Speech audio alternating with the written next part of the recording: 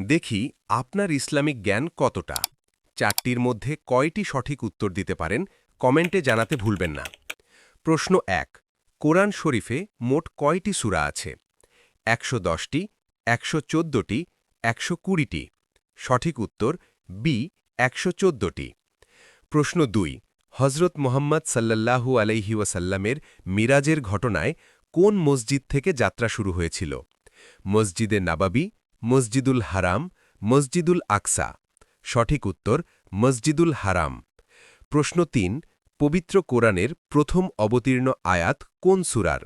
সূরা ফাতিহা, সূরা আলাক, সূরা মুদ্দাসসির। উত্তরটি জানার আগে পেজটি ফলো অথবা ইউটিউব থেকে দেখলে সাবস্ক্রাইব করে দাওয়াতের কাজে অংশীদার হয়ে যান। সঠিক উত্তর বি সূরা আলাক। প্রশ্ন ৪। কোরআন শব্দের অর্থ কী?